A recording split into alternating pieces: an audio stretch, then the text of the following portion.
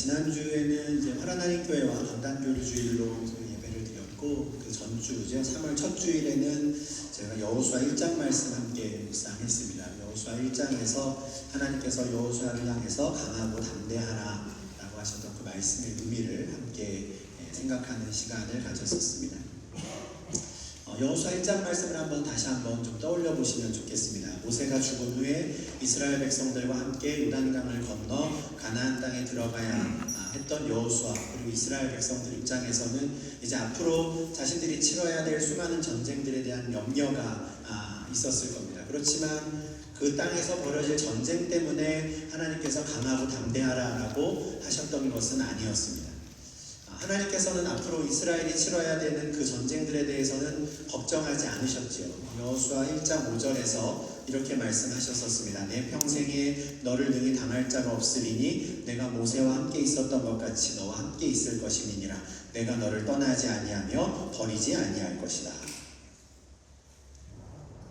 하나님께서 내가 계속해서 평생 너와 함께 할 테니 너를 이길 사람이 아무도 없다 하시는 거예요. 너의 모든 전쟁에서 승리할 것이다 하는 거죠. 물론 이스라엘 입장에서는 아예 전쟁을 그냥 치르지 않고 가나안 땅을 차지할 수 있는 방법이 있다면 그게 제일 좋았을 겁니다.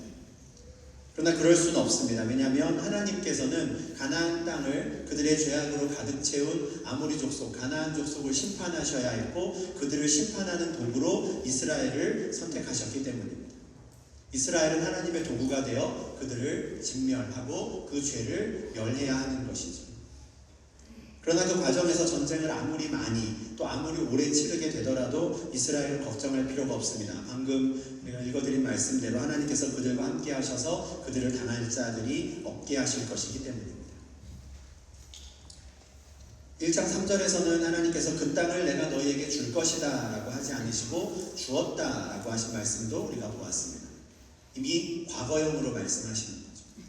하나님의 관점에서는 이미 이스라엘에게 그 땅이 주어진 겁니다. 그럼에도 불구하고 하나님께서 여호수아에게 강하고 담대하라고 말씀하셨던 이유가 무엇이었습니까? 이스라엘이 가나안 땅을 차지한 이후에도 과연 그들이 하나님의 말씀을, 하나님의 율법을 잘 지켜 행할 수 있을 것인가를 염려하셨기 때문이죠. 40년간의 광야 생활을 마치고 가나안 땅이라고 하는 완전히 새로운 환경에 적응하며 살아야 할 때 그때도 그들이 여전히 하나님을 사랑하는 마음으로 하나님께서 주신 그 율법에 순종할 수 있을까? 그것이 염려되어서 들어가기 전부터 마음을 단단히 먹어라 말씀하신 것이죠. 앞으로 어떤 상황과 환경을 마주하게 되더라도 나는 여호와의 율법을 다 지켜 행하고 우로나 좌로나 치우치지 않을 것이다. 나는 율법책을 내 입에서 떠나지 말게 할 것이고 주야로 그것을 묵상하여 그 말씀을 다 지켜 행할 것이다. 한 사람 한 사람 그렇게 다짐하고 결단하기를 바라셨던 겁니다. 그래서 강하고 담대하라, 강하고 담대하라 하신 거예요. 근데 오늘 우리가 교독한 본문을 보니 하나님께서 여호수아 1장에서 하셨던 말씀과는 정반대되는 말씀을 하십니다. 바로 12절 하반절 말씀이죠. 하나님께서 여호수아에게 이런 말씀을 하세요. 그 온전히 바친 물건을 너희 중에서 멸하지 아니하면 내가 다시는 너희와 함께 있지 아니하리라. 1장 5절에서는 내가 너와 함께 있을 것이라, 내가 너를 떠나지 아니하면 버리지 아니하리라 하셨는데 7장 12절에서는 내가 다시는 너희와 함께 있지 아니하리라 하시는 거죠. 1장부터 7장 사이에 대체 이 중간에 무슨 일이 있었길래 한번 말씀하신 것은 반드시 지키시는 신실하신 하나님께서 이렇게 완전히 반대되는 말씀을 하신 것일까요? 결론적으로 말씀드리면 하나님께서 여호수아와 이스라엘에게 강하고 담대하라 라고 말씀하시며 염려하셨던 그 문제가 벌써 터졌기 때문에 그렇습니다. 사실 하나님께서 염려하셨던 건 모든 전쟁이 끝난 상황이었어요. 모든 전쟁이 끝나고 각자 분배받은 땅에 들어가서 농사 지으며 살아갈 그때의 상황이었거든요. 근데 이스라엘은 그 땅을 차지하기도 전에, 좀 더 정확히 말씀드리면 첫 번째 전쟁에서 승리한 직후에 바로 하나님 말씀에 순종하지 않는 죄를 범하고 납니다. 이스라엘이 요단강을 건너 첫 번째로 치른 전쟁은 그 유명한 여리고 전쟁입니다. 하나님께서는 이스라엘이 여리고성을 하루에 한 번씩 돌고 일곱째 날에는 7번을 돌면 그 성을 너희에게 주겠다 하셨어요. 참 황당해 보이는 명령입니다. 잔뜩 긴장하고 들어간 군사들 입장에서는 힘이 빠지는 명령일 수도 있어요. 이게 뭔가 싶었을 겁니다. 그러나 그 참 황당해 보이는 그 명령에 이스라엘이 온전히 순종하자 하나님께서 여리고 성벽을 완전히 무너뜨리십니다. 이스라엘이 여리고성을 무너뜨리기 위해 필요했던 것은 칼과 창이 아니라 하나님의 말씀에 대한 순종이었던 것이죠. 하나님께서 그것을 가르쳐주고 싶으셨던 것. 첫 번째 전쟁에서부터 너희가 나의 말에 순종함으로 너희는 이 땅을 차지하게 될 것이다를 아주 분명히 보여주신 것이죠. 이스라엘 군사들이 무너진 성벽을 밟고 넘어가 그 성읍을 점령하는 일은 너무 쉬운 일이었어요. 군사들의 숫자가 압도적으로 많다 보니 말 그대로 여리고성을 휩쓸어 버릴 수 있었을 겁니다. 그런데 여리고 전쟁과 관련해서 이스라엘이 순종해야 했던 하나님 말씀이 하나 더 있었습니다. 너희는 여리고성의 어떤 물건에도 손을 대지 말고 그 모든 것을 온전히 나에게 바치라 라는 말씀이었어요. 전쟁에 승리한 국가가 전리품을 취해서 나누어 주는 건 승리의 영광을 함께 나누는 의미가 있습니다. 근데 하나님께서는 이스라엘이 여리고 전쟁 이후에 그 승리의 전리품에 욕심내지 말라 말씀하십니다. 오히려 그 모든 것을 하나님께 드려서 가나안 땅에서의 첫 번째 전쟁의 모든 영광을, 승리의 영광을 하나님께 돌리기를 바라셨던 겁니다. 그러나 이스라엘은 여리고성을 온전히 하나님께 드리지 못합니다. 유다 지파의 아간이라는 사람이 여리고성에 있던 물건 중에 일부를 챙겼기 때문이에요. 오늘 읽은 7장 1절에서 아간이 온전히 바친 물건을 가졌다라고 하죠. 온전히 바친 물건, 이미 하나님의 것이 된 물건을 그가 손댔다는 겁니다. 아간이 훔쳤다는 거예요. 근데 하나님께서는 그 아간 한 사람이 저지른 죄에 대해 이스라엘 자손이 범죄하였다 하시죠. 이스라엘 입장에서는 굉장히 억울한 말씀일 수 있습니다. 그러나 그들이 가나안 땅에 들어가기 전부터 하나님께서 그들에게 바라셨던 것은 온 이스라엘의 완전한 순종이었어요. 그래서 마음을 강하고 담대히 하라고 당부하셨던 겁니다. 실제로 그들은 자신들이 다 같이 마음을 담대히 하여 일주일 동안 하나님 말씀에 온전히 순종했을 때 여리고성을 차지하는 경험을 했거든요. 그래서 하나님께서는 그 아간 한 사람의 죄를 모든 이스라엘 백성들의 죄로 여기시는 겁니다. 모든 이가 한 마음이 되어 함께 순종해야 했는데 한 사람이 이탈했거든요. 모든 이스라엘 백성들의 죄로 여기신 하나님은 또 이스라엘 자손들에게 진노하시죠. 근데 문제는 하나님께서 자신들에게 진노하셨다는 것을 아무도 몰랐다는 점입니다. 여호수아는 아간이 하나님의 물건에 손을 댔다는 것도 몰랐고 하나님께서 자신들에게 지금 진노하고 계신다는 것은 더더욱 몰랐어요. 아무것도 모르고 다음 전쟁을 준비하죠. 다음 타겟은 여리고성 인근에 있는 아이라는 성이었습니다. 어떻게 준비할까요? 당연히 승리의 경험을 바탕으로 준비하겠죠. 여리고성을 전쟁을 준비했던 거랑 같이 시작합니다. 정탐꾼을 보내는 거예요. 똑같이 정탐꾼을 보냈는데 이후에 진행되는 상황은 첫 번째 전쟁과는 완전히 달라집니다. 우선 정탐꾼들의 보고 내용이 달라요. 여리고성의 정탐꾼들은 여리고성 사람들의 마음 상태가 어떤지, 이스라엘과 이스라엘 하나님에 대해서 지금 그들이 어떻게 생각하고 있는지를 보고했습니다. 그러나 아이성의 정탐꾼들은 아이성의 규모에 집중하지요. 딱 봐도 여리고성보다는 작은 성, 주민들의 숫자도 훨씬 적은 성, 이 정도면 해볼만하다 생각하는 겁니다. 아이성의 정탐꾼들은 돌아와서 여호수아에게 이렇게 보고합니다. 우리 모든 백성들이 다 올라갈 필요가 없을 것처럼 보입니다. 2-3천 명만 보내시지요. 그래도 충분합니다. 이들이 크게 착각한 게 있었습니다. 그 높고 큰 여리고성을 자신들의 힘으로 점령했다고 생각한 거죠. 그러나 여리고성 싸움에서 이스라엘 군대가 한 일은 성벽이 무너져서 무방비 상태가 된 그 성읍을 그냥 휩쓸어 버린 것밖에 없었어요. 완전히 전의를 상실한 사람들을 휩쓰는 것 외에는 그들이 할 게 없었습니다. 그런데 우리가 이겼다, 내가 이겼다 생각한 거죠. 그래서 아이성 정도는 2-3천 명으로 충분히 이길 수 있다고 생각하고 보고합니다. 그러나 문제는 여호수아도 그 보고에 동의한다. 정탐꾼들의 말을 그대로 받아들인 여호수아는 3,000명 정도의 군사만 보냅니다. 그러나 그 결과가 참담하지요. 이스라엘 군사들은 패하여 저 스바림 멀리까지 도망쳤고 36명이 사망합니다. 여리고 전쟁에서 승리한 후에 여호수아와 이스라엘은 하나님께서 내가 너와 함께 있을 것이니 내 평생에 너를 능히 대적할 자가 없을 것이다 라고 하셨던 그 말씀을 굳게 믿을 수 있었을 거예요. 정말 그렇구나. 그러나 바로 이어진 아이성 전쟁에서 패배함으로 아마도 그 믿음이 깨져버린 것 같아요. 5절 하반절에서는 이 일을 당한 이스라엘 백성들의 마음이 녹아서 물같이 되었다.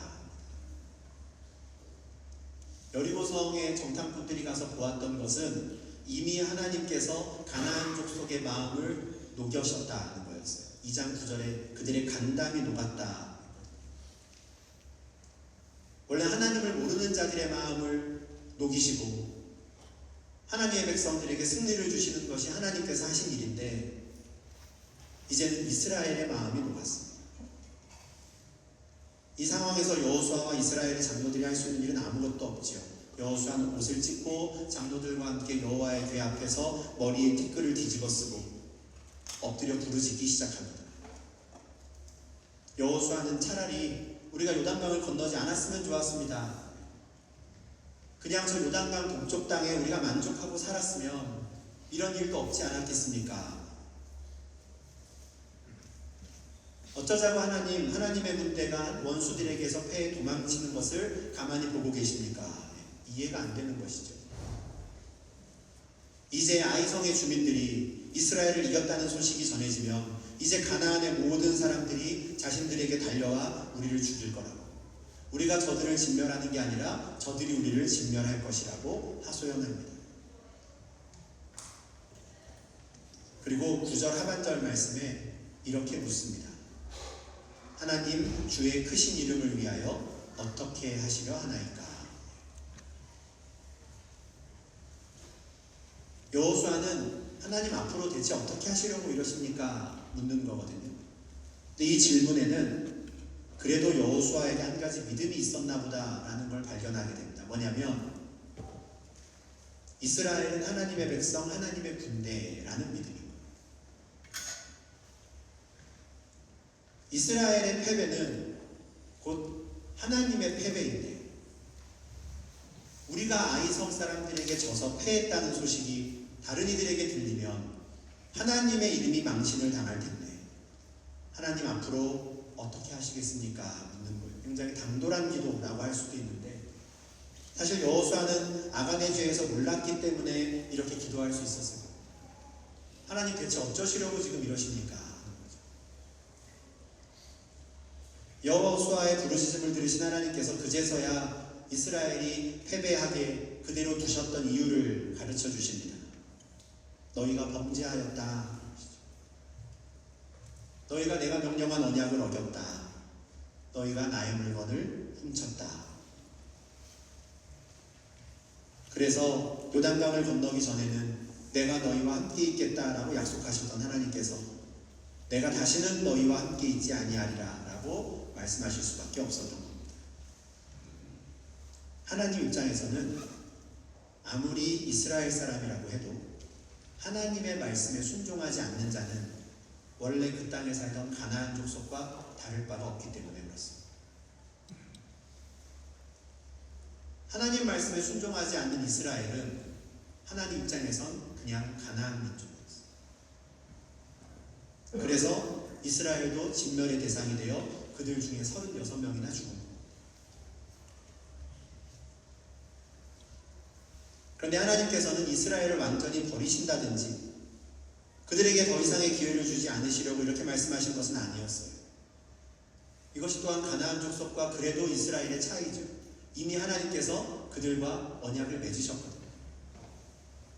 그래서 만약에 이제라도 그들이 훔쳐간 물건을 찾아 그것을 다 진멸하여 하나님께 온전히 드린다면 이스라엘과 함께 하시겠다고 다시 약속하십니다. 여호수아와 이스라엘 입장에서는 정말 다행스러운 말씀이 아닐 수 없어요. 이어지는 내용을 보면 여호수아는 아간이 훔친 물건을 찾아 그와 그의 가족들과 함께 진멸합니다. 그러자 하나님께서는 다시 그들과 함께 하셔서 아이성을 점령하게 하시죠. 뿐만 아니라 이후에도 이스라엘과 함께 하시며 여호수아에게 약속하셨던 그 말씀, 너를 능히 대적할 자가 없으리라 하셨던 그 말씀을 실제로 경험하게 하십니다. 가나안 땅에서의 첫 번째 전쟁이었던 여리고 전쟁의 승리가 하나님께서 이스라엘과 함께 하신다는 것을 분명히 드러내었던 승리였던 것은 분명합니다. 이스라엘은 그것을 경험했어요. 그런데 결과적으로 그 일이 이스라엘에게는, 특히 아간이라는 사람에게 있어서는 그 승리가 오히려 해가 되고 말았습니다. 7장 21절을 보면 아간이 자백하는 내용이 나와요. 이렇게 자백합니다. 시날산의 아름다운 외투와 은과 금을 모았을 때 나에게 탐심이 생겼습니다. 마치 에덴 동산에서 사탄이 하와를 유혹했을 때 그동안 그렇게 평범해 보였던 그 선악을 알게 하는 나무의 열매가 얼마나 탐스러워 보였는지, 얼마나 먹음직스러워 보였는지 그것과 같았죠. 마음을 강하고 담대히 해서 여리고성에 들어갔는데 막상 그 아름다운 외투를 보고 금과 은을 보니 너무 갖고 싶었던 거예요.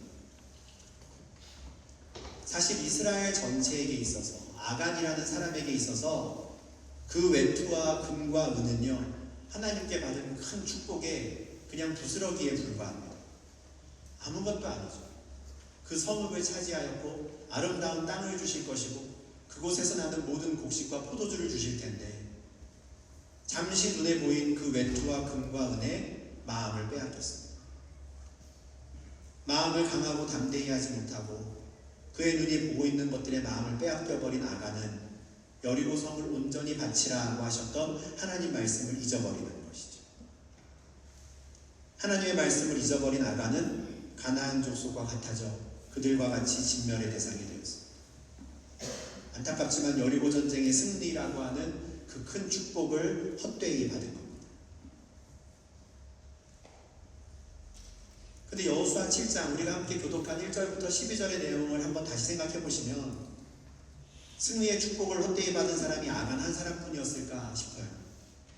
그렇지 않습니다. 여리고성을 점령하는 데 필요했던 것은 칼과 창이 아니라 하나님 말씀에 대한 순종이었다라는 것을 기억하고 그것에 대한 확신을 가졌다면 여호수아는 전쟁을 시작하기 전에 하나님, 이번 전쟁에서 승리하기 위해 저희가 마음을 다해 순종해야 하는 하나님의 말씀은 무엇입니까? 여쭈었어야 합니다. 정탐꾼들은 아이성의 겉모습만 보고 판단할 게 아니라 아이성 주민들의 마음을 들여다보며 하나님께서 이미 어떻게 그들의 마음을 녹이셨는지, 하나님께서 우리에게 승리를 주시기 위해 이미 어떤 일들을 행하셨는지를 확인했어요. 또한 첫 번째 승리에 취한 정탐꾼들이 아이성을 만만하게 생각하는 말을 했을 때 그 보고를 듣는 여호수아와 장로들은 그들을 꾸짖었어요. 교만하지 말라. 전쟁은 하나님께 속한 것이다. 꾸짖었어요. 그러나 모두가 방심했어요. 마음을 강하고 담대하지 못했던 것이죠.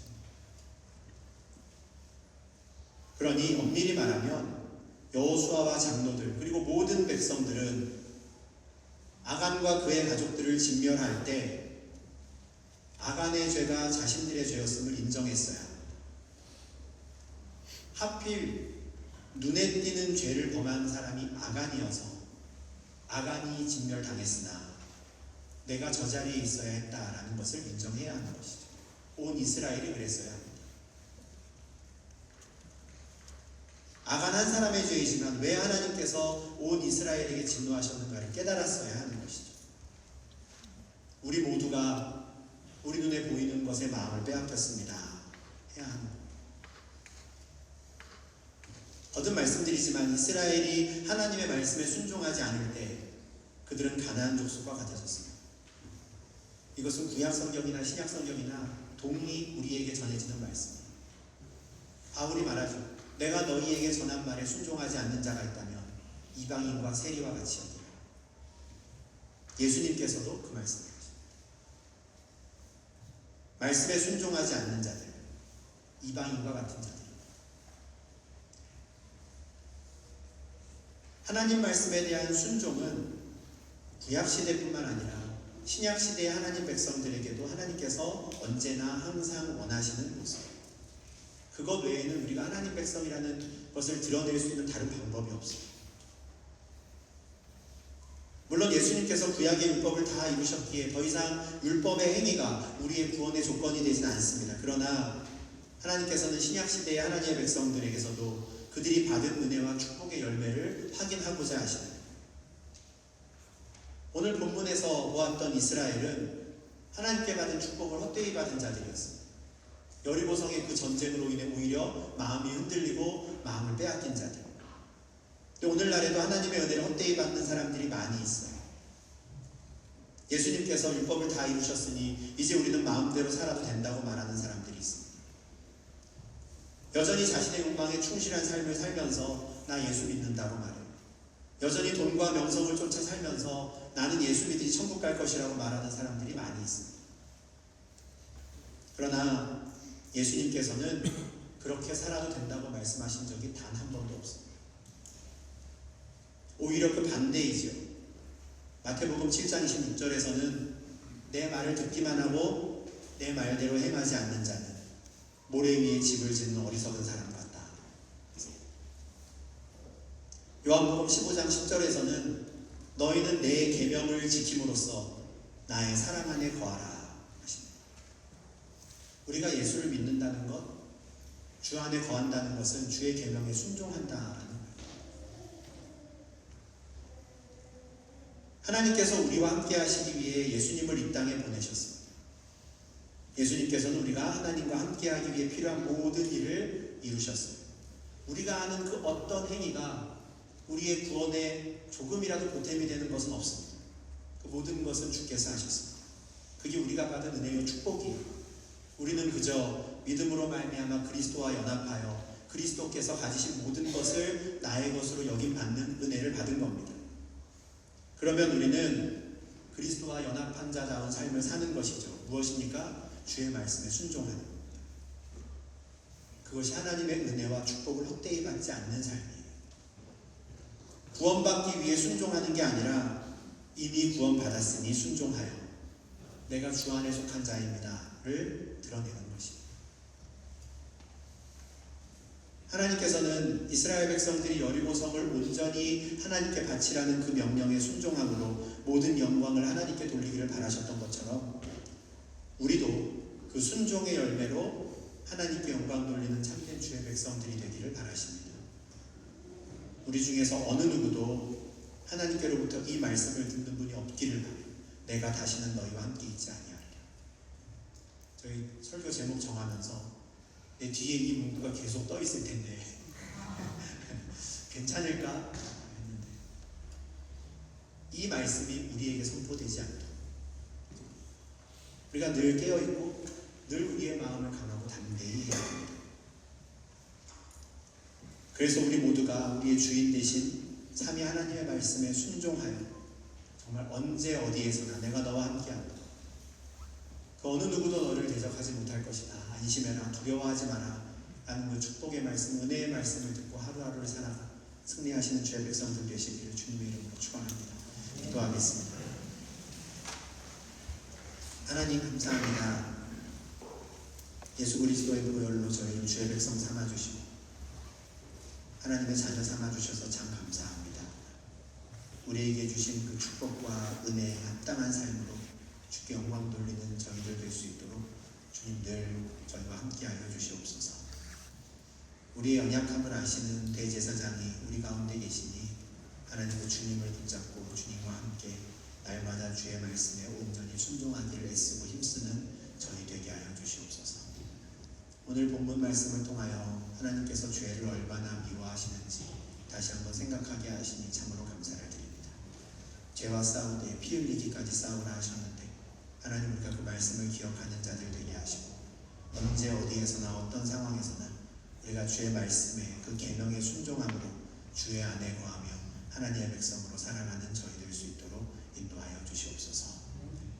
우리의 시선을 빼앗고 우리의 마음을 흔드는 많은 것들이 이 땅 가운데 있지만 하나님 우리의 마음을 지킬 수 있도록 성령 하나님 늘 우리와 함께하여 주시고 우리의 마음이 빼앗기는 그때에도 우리가 다시금 여호와 하나님을 바라보며 애써 최선을 다하여 우리의 마음을 강하고 담대히 하여 주님의 말씀에 순종하는 하루하루의 삶을 살아가는 저희 되게 하여 주시옵소서. 그래서 매 순간 모든 삶 가운데 우리를 대적할 리가 없음을 하나님께서 늘 승리하게 하시는 그 영광의 삶을 경험하게 하시고 그로 말미암아 온전히 주님을 찬양하고 주께만 영광 돌리는